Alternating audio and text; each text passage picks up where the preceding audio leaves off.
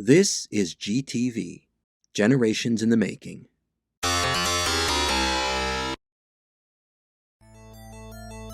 The great expanse of space. Billions of light years across in size and scope. The light from these stars, galaxies away, took millions of years to reach us. From our view here on Earth, a snapshot of a time long gone. To look out at the stars and wonder, what worlds are out there? Who are those people? Could they survive to tell us their story? On April 21st, 1990, the message of one such people from far away had reached us, one of caution and of hope. Tonight, we look back on the third chapter of the Algol Star System saga. Stay here. Phantasy Star 3 is 30.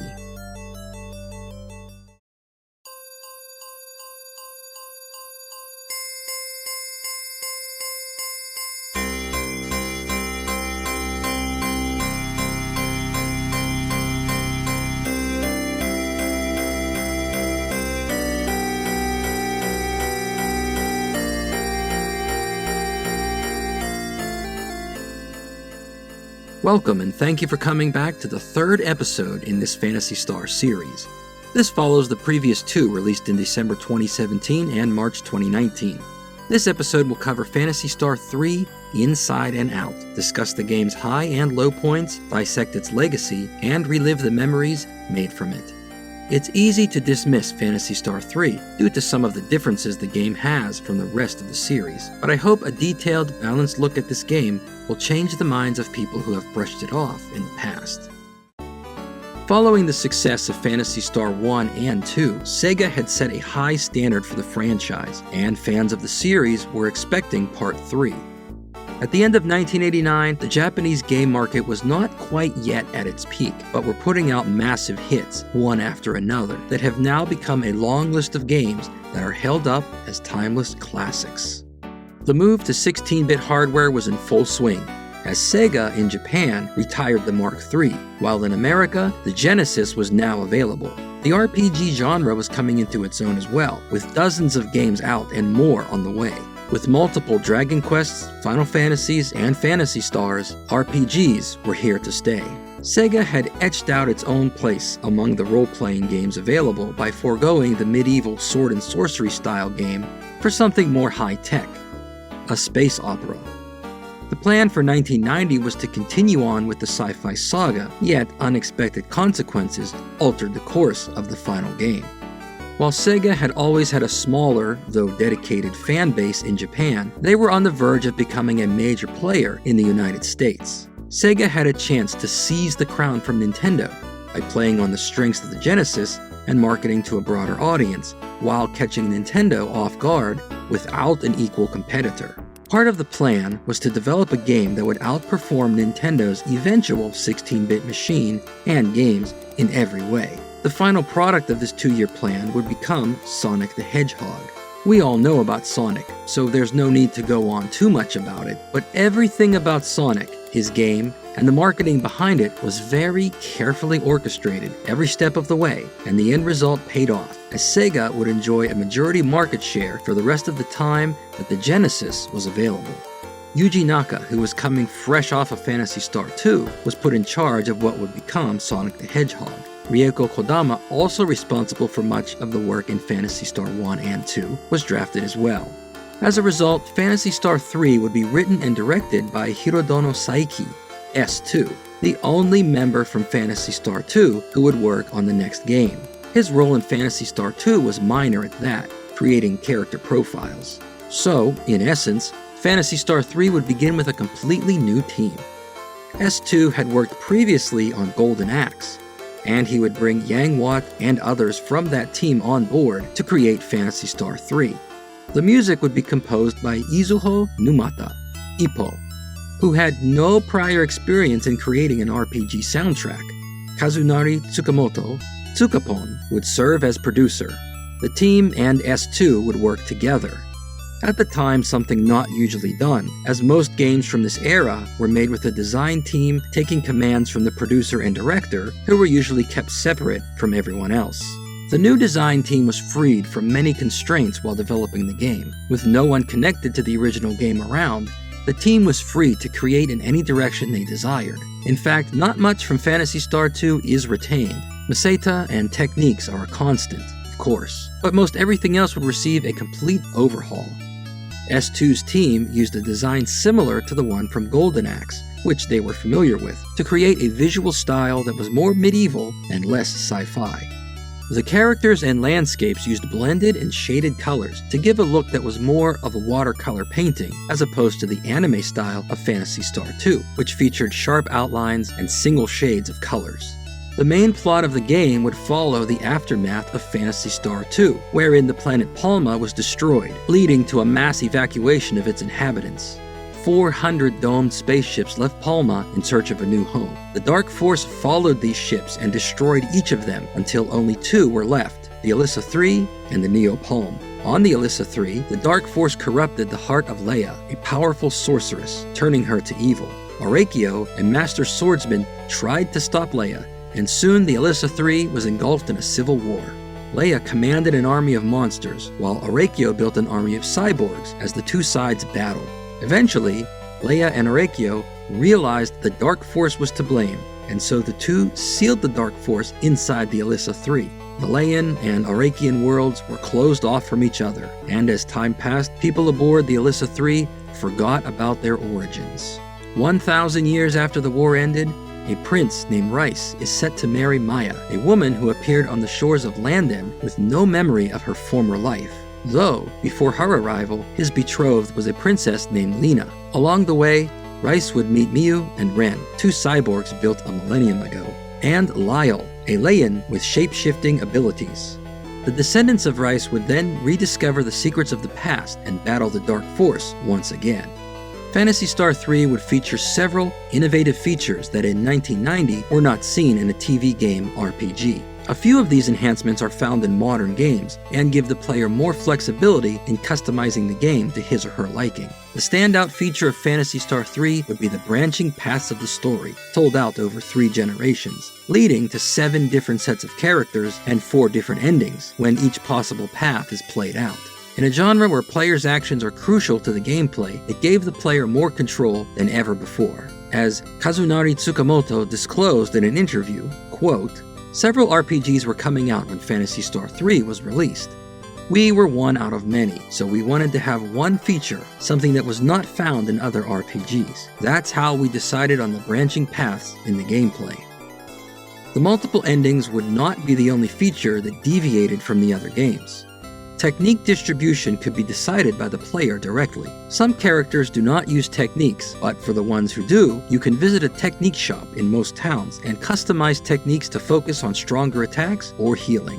You can also keep a character perfectly balanced. The technique settings are never permanent and can change at any point in the game, a stark contrast to fighters and mages who are usually set in stone in other RPGs.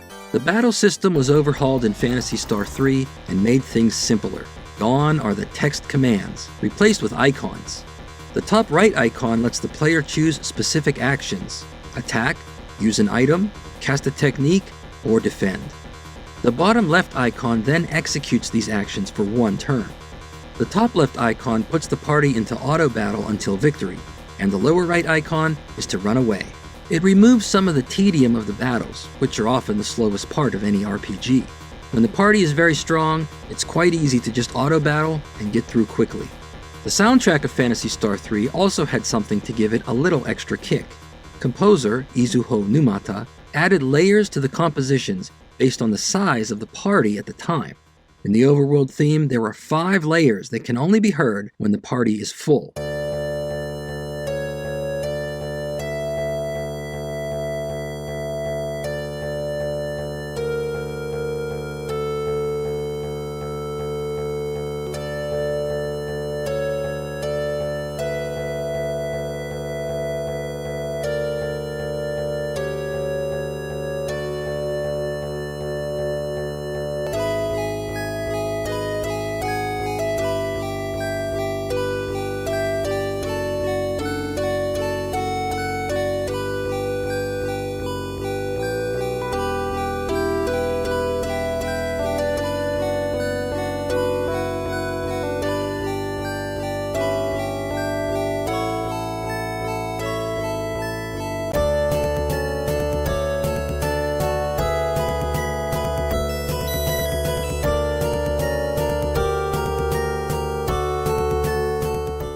There are also 2 dungeon themes as well.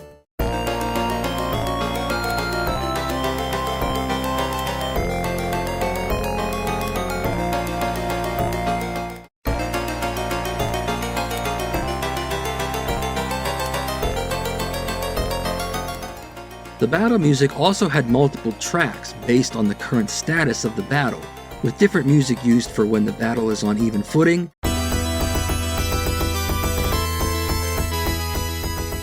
when the party is in danger of losing, and when the party has the upper hand.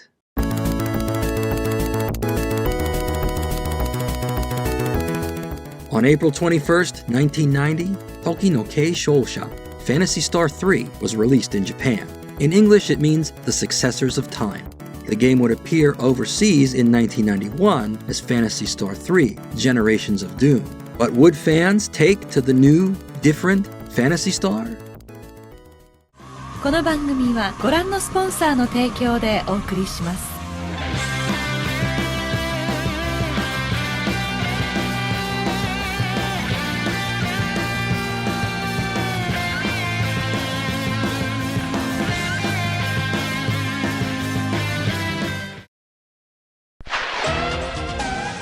時を司るのは神か悪魔か。一本で4つのエンディング。キングオブ RPG。時の継承者ファンタシースター3。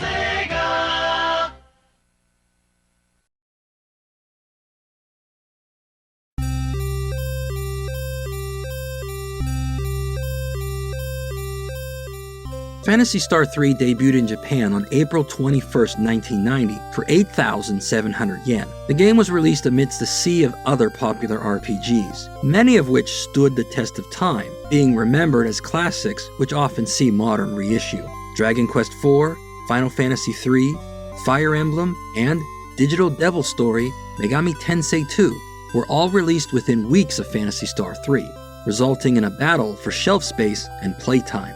The game received a full marketing push from Sega with TV commercials and print ads. Phantasy Star 3 received heavy positive coverage in Japan in early 1990. Mega Drive Fan magazine covered the game, explaining all of the features new to the game, including multiple endings and the generational system, likening it to the pathways chosen in Outrun. Beep magazine offered a full in-depth review, complete with dungeon maps, character profiles, hints and advice, custom artwork, and opinionated comparisons and contrasts of Phantasy Star 3 to the first 2 games.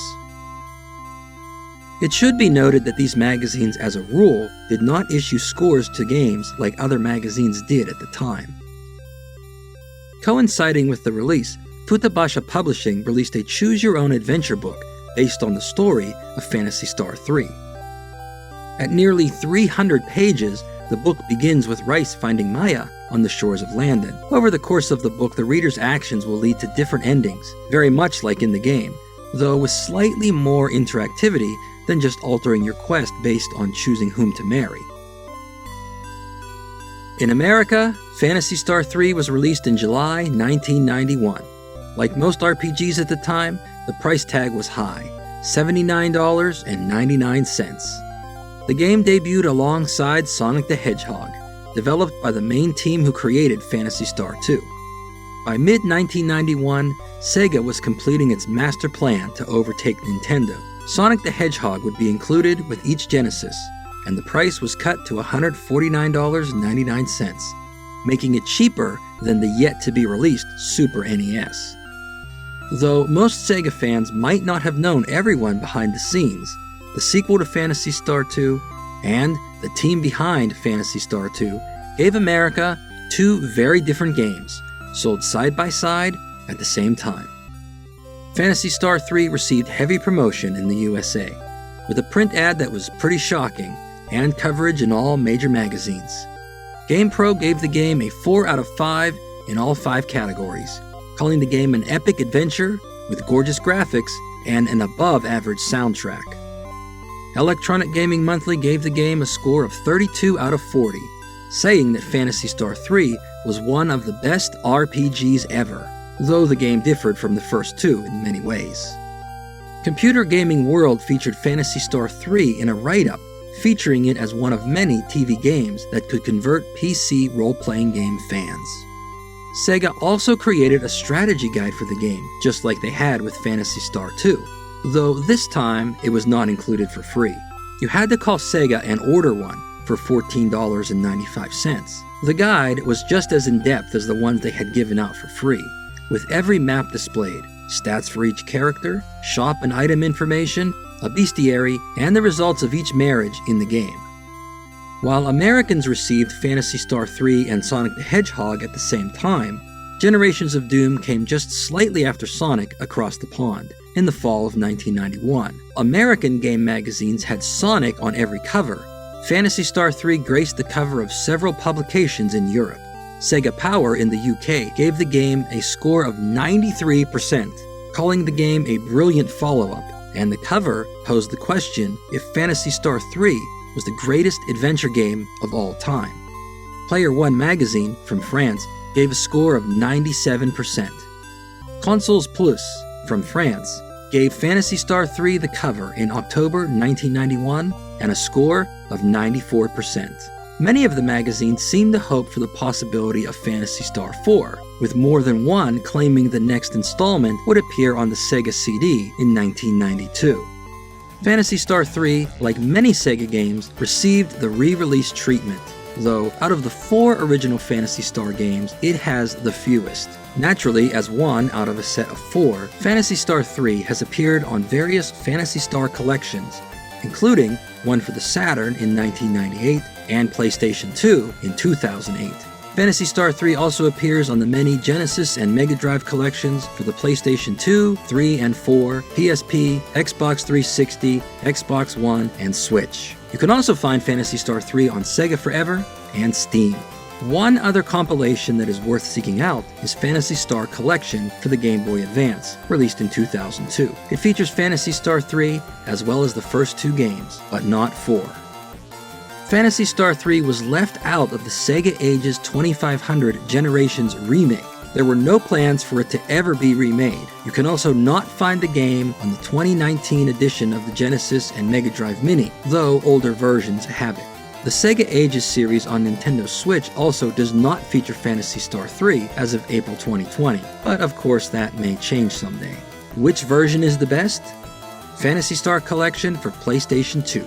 You get all of the other games, as well as language options and an easy mode, where you can level up 2, 4, or 8 times as fast compared to the original game. Phantasy Star Collection for PlayStation 2 is also available for download on PlayStation 3 through PSN. Phantasy Star 3 features a few Easter eggs, some intentional and others not. The most well-known Easter egg is the escape pipe trick. At the very beginning of the game, after Maya is abducted, Rice is put in the basement of the castle to cool off. However, if you sell your armor before entering the castle and buy an escape pipe, you can use it in the basement to escape. Speaking to the king after escaping will result in the king informing you that usually this is a clever move, but the game cannot continue. Reset and try again. If you try to interact with anything else before speaking to the king, nothing happens, and because Lena can't rescue Rice, you're stuck. I always laugh at the idea that whoever put this in the game knew somebody would try this, and then, in a way, rewarded them for their smarts. At least it's right at the beginning, so restarting isn't the problem. There is an unintentional escape pipe trick that helps you move through the game much faster. In the first generation, before the fight with the King of Seal, have Miu or Ren carry an escape pipe, win the battle, then marry Lena. Niall will be your main character at the start of the next generation. Use the escape pipe right at the start and you'll be transported back to Seal. Fight the king again and Niall's quest will end. You'll then be presented with a choice of marrying Leia or Alair. If you choose Alair, Aaron will begin with the subparts as part of this glitch, though they will not work until the parts are found properly, along with unlocking other events in that quest. If you choose any other path, you'll be stranded in the game without a way to finish. There is one more glitch that greatly increases your stats in Aaron's quest. Before your weapons are transformed into Nay weapons, de-equip all the items from the characters you wish to change. The item list must also be fully empty, or it won't work. Speak to the old man and learn the word Nay, and your character's speed, damage, and defense will change. character names will change, and the first letter of their names will be changed to the letter P. So, for example, Aaron will be known as P-Ron for the rest of the game.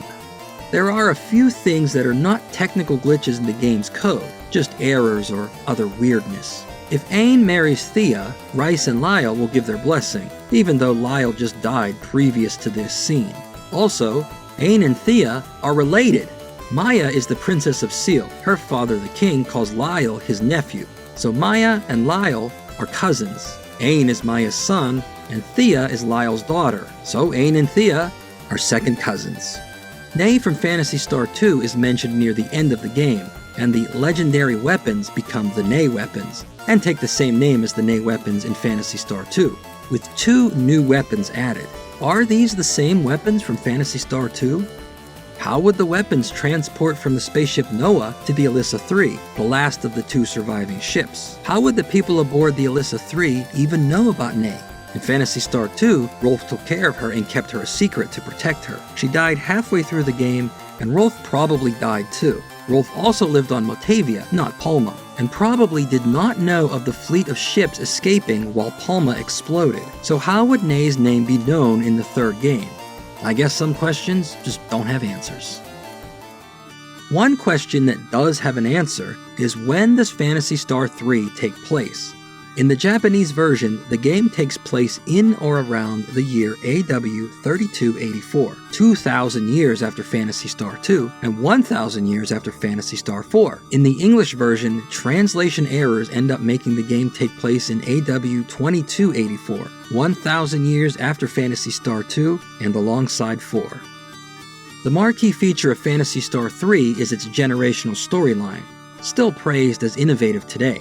The branching paths in Phantasy Star 3 were something not seen in games in the late 80s and early 90s. RPGs are very linear, and the replay value is actually quite low. Sure, we all enjoy these games, but once the game is finished, you don't often run back the next day and start all over again. Replays become more like an annual special occasion, like picking up an old beloved book and revisiting it. But Phantasy Star 3 had 4 endings, with different characters in each one. And so, once one story played out, there was reason to go right back to it, as there was still more game to play. There were still areas to explore and different plots to unravel. If you haven't played Phantasy Star 3 and have not seen all 4 endings, be warned that spoilers are ahead. Please save your spot here, go play them, and then come back. I'll still be here, don't worry. A new game will always begin the same, and you will always play as Rice in the 1st generation. Thankfully, the quest isn't too long and tedious. At the end of the 1st generation, Rice must choose whom to marry, Maya or Lena. The choice will prepare you for the 2nd generation, as Rice's son will continue the fight. The son of Rice and Maya is Ain. The son of Rice and Lena is Niall. Beyond the differences in the story, the main characters will be very different. Ain, being half Layan, can use techniques. Niall, fully Arakian, cannot. The marriages will result in alliances with different kingdoms as well, and different areas will be accessible, and some dialogue will change. At the end of the 2nd generation, the choice of a bride is offered again, with 4 different main characters available depending on the path you choose. The son of Ain and Thea is Sean. The son of Ain and Sari is Chris. The son of Niall and Alair is Aaron. The son of Niall and Leia is Aiden. In the 3rd generation, the game gets more varied and interesting as every area of the map is finally explored and each side of the story can be seen from differing points of view. However, they all reach the same conclusion with a final battle against the Dark Force. After winning the battle, the Dark Force gives each party a different message, and a different fate for each party is then shown. In Sean's ending, the Dark Force says he regrets smashing only one moon, and vows to return to visit Sean's descendants in 1,000 years. Then, Sean uses Megiddo to destroy the city of Lashut, while Miu uses Grants to allow everyone to escape safely. Then, the Alyssa 3 and Neo Palm join up in space to continue the journey together. In Aaron's ending, the Dark Force tells everyone that he destroyed the Neo Palm, leaving the Alyssa 3 as the last remaining ship, which will be destroyed in 1,000 years' time. Aaron destroys the city, and the ship passes through a black hole, arriving at Earth, presumably in the modern day, with the London Communications Center asking for the Alyssa 3 to identify itself. In Aiden's ending, the Dark Force admits he could not send the ship through a black hole, but will return in 1,000 years to make sure that he does next time. Aiden destroys the city and they escape. The black hole closes and the Alyssa 3 is safe. A message comes in from Erone thanking the party and informing them the ship is back on course and that the final destination is up ahead, an unseen planet, third in orbit around the nearest star. In Chris's ending, the Dark Force admits he wanted the party to burn alive in the Sunfire, but vows to return in 1,000 years. The city is destroyed and they escape. A message comes in from Erone that the ship had been veered out of the path of the closest star and will soon arrive at its final destination, a planet third in orbit from the nearest star, which has 2 moons, a perfect new home for the descendants of Palma. But which ending is the best ending? Which one is the right ending? It's hard to say. Aiden's ending seems to be pretty vague, as there's no image of any planet, just the message of there being one. Aaron's ending is clearly the worst, and in no way the right one, at least in my opinion. The Neopalm is destroyed, and the Alyssa 3 arrives at Earth. Some say this is how the Earthmen will arrive at Algol someday, by using the Alyssa 3 after destroying Earth in the future. But with the inhabitants of the Alyssa 3 just learning their full history, wouldn't it make sense for them to try avoiding this? Wouldn't they tell the Earthmen what would happen in the future? And lastly, the ending uses the tired sci-fi trope where time loops around itself, repeating the same history over and over for infinity. Chris's ending seems like a happy ending for everyone, as after 2,000 years, the survivors have a new home and can begin life anew again. But the true ending would be Sean's. In this ending, the Neopalm and Alyssa 3 unite. The Leyan and Arakian bloodlines are mixed together, and the Palmanians will continue on until a new home is found, and will stand on guard to fight the Dark Force, if he returns again. Though, since the ending of Phantasy Star 4 means that the Dark Force can never regenerate again, maybe it is Chris's ending, which is best. この番組はご覧のスポンサーの提供でお送りします。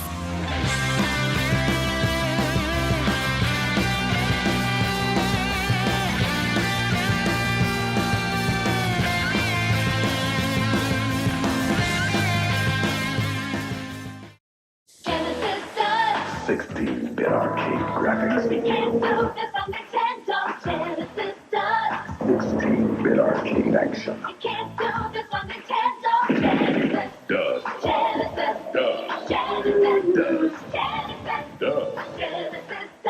16-bit arcade hits.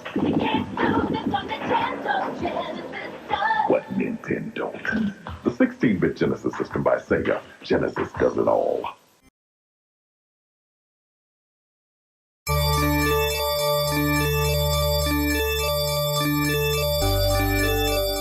In the 30 years since Phantasy Star 3 was released, opinions have varied on the game. It has its defenders and it has its detractors.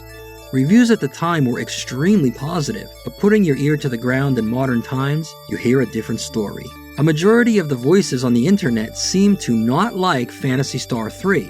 A generic review of the game could be summed up as, Phantasy Star 3 is not a real Phantasy Star game, with many taking this opinion due to the original team not present for the game's production, and that the game does not take place in the Algol star system. The best rebuttal to this statement is that of course it's a real Phantasy Star game, it's Phantasy Star 3. Let's analyze this, and if you're in the pro Phantasy Star 3 camp, this might give you some more ammo. And if you're not pro Phantasy Star 3, maybe it will give you a reason to reconsider your position.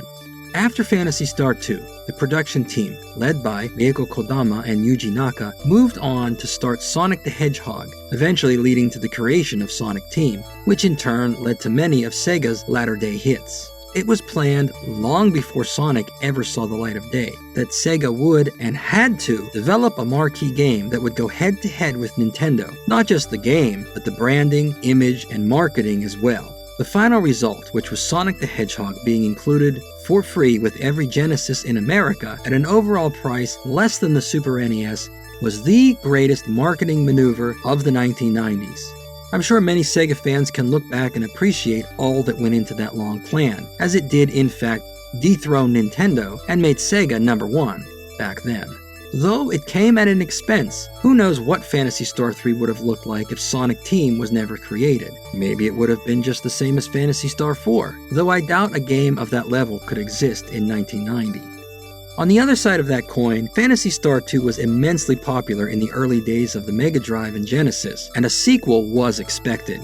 Looking back on the 16-bit era, people kind of generalize it as Sega versus Nintendo, but in the microcosm of the RPG world, it was Enix versus everyone in the world, as Dragon Quest was the dominant top-selling RPG series in Japan. Final Fantasy and Phantasy Star followed closely behind, and other series also sprang up in hopes of capturing part of the action.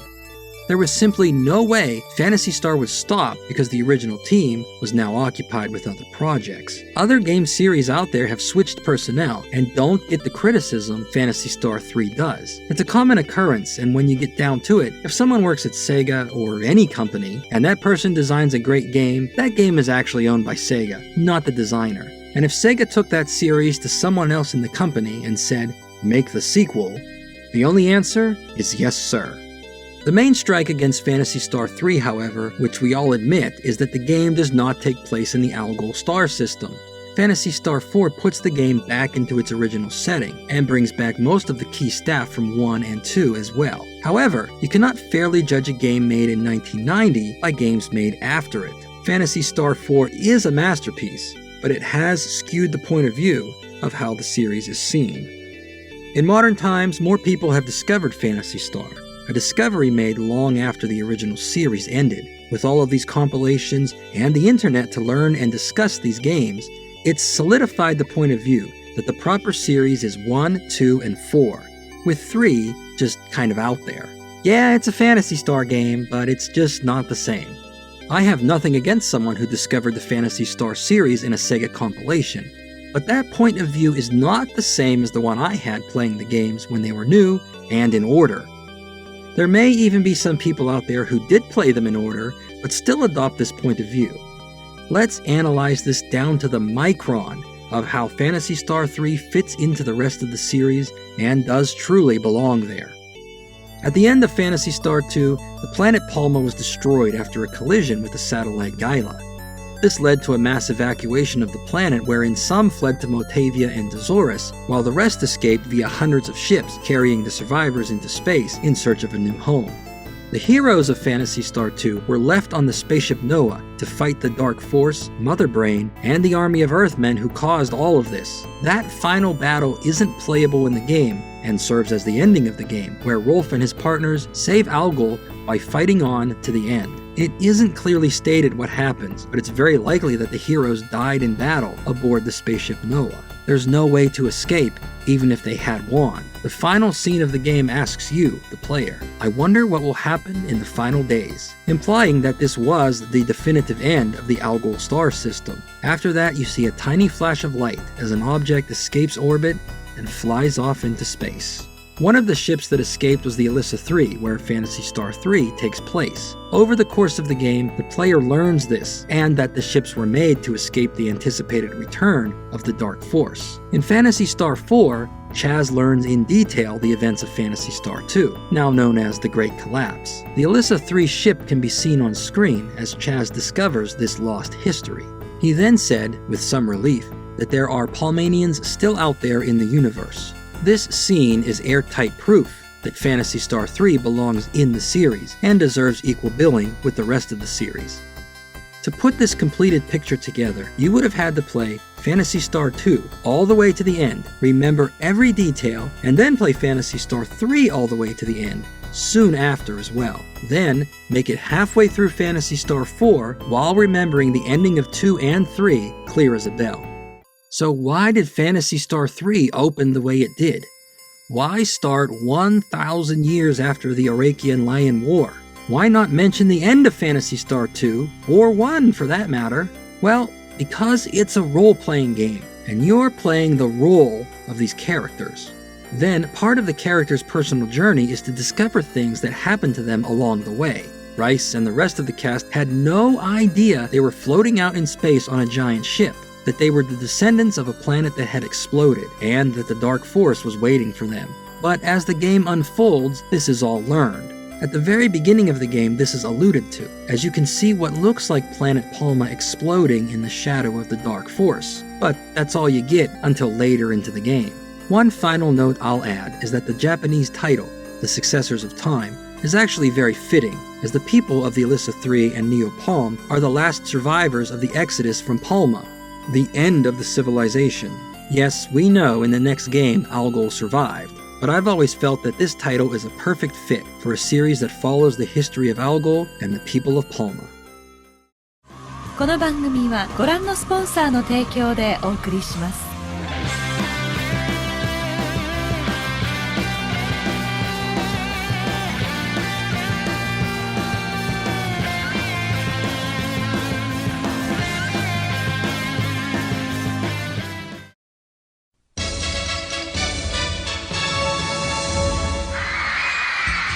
おいおい、みんなが君を随分と待っていたぞ。ビュンビュンハリネズミ、ほら来た、ソニック登場。この面白さったらもう目が離せやしない。カットビアクションゲームソニック・ザ・ヘッジホッグメガドライブから。